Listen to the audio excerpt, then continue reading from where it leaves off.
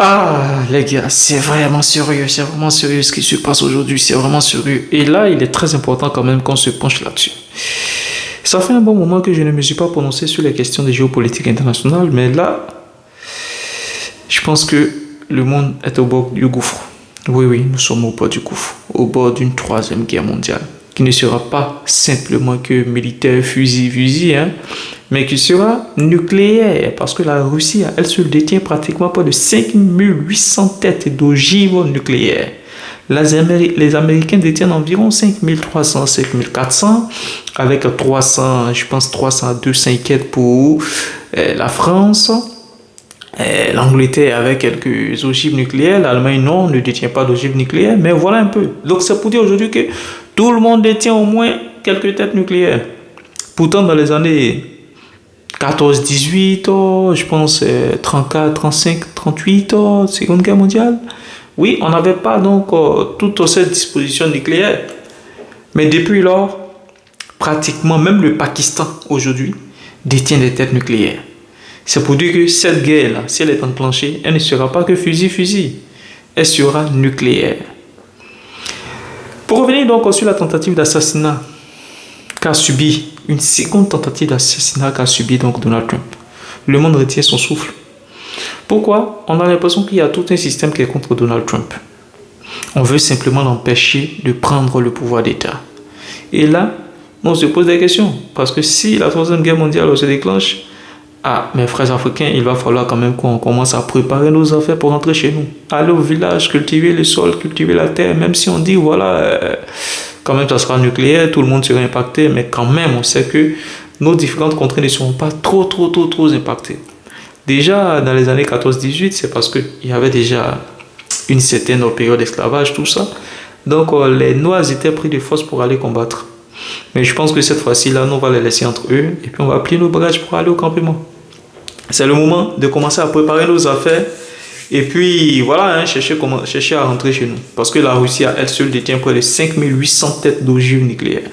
Les Américains, 5400. Après la France, je pense que c'est 300, 250, voilà. Donc, ça peut dire aujourd'hui que tout le monde a au moins une tête nucléaire. Et là, c'est dangereux. Mais ce qui devrait attirer notre attention, pourquoi est-ce qu'on veut forcément empêcher Donald Trump de prendre le pouvoir?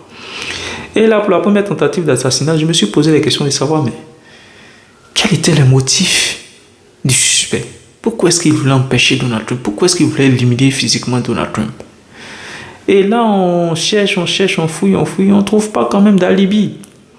Mais cette fois-ci, pour le second suspect, il y a quand même quelques indices qui attirent notre attention. Déjà, l'environnement. Regardez la photo.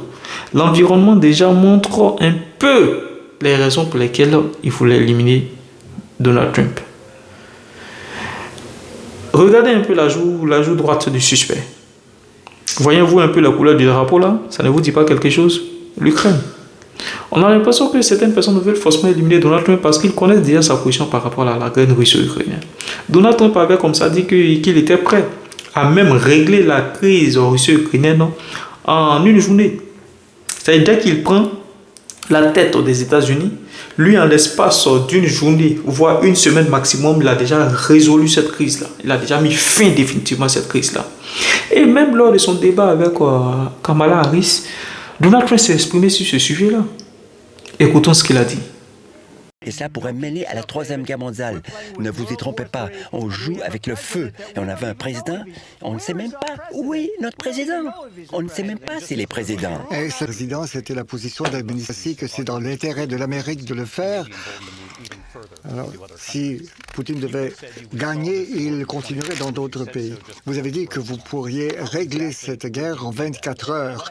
Vous l'avez dit avant la pause. Comment procéderiez-vous? Est-ce que vous voulez que l'Ukraine gagne la guerre? Je veux que la guerre cesse. Je veux sauver des vies qui sont perdues de façon inutile, les gens qui se font tuer par des millions.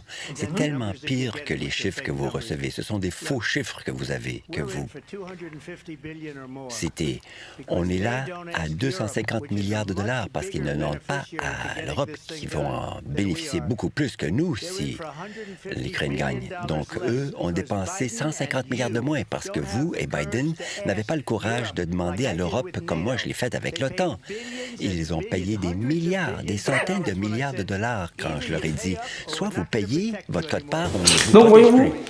au sortir de tous ces éléments, de toute cette analyse-là, le positionnement actuel de Donald Trump par rapport à la crise russo-ukrainienne, on peut se dire que certaines personnes veulent l'éliminer ou veulent l'empêcher quand même de prendre la direction de la Maison-Blanche parce qu'ils connaissent sa position par rapport à la crise russo-ukrainienne. Donald Trump est celui-là qui peut en quelque sorte discuter avec Poutine pour résoudre en l'espace de quelques temps la crise russo-ukrainienne.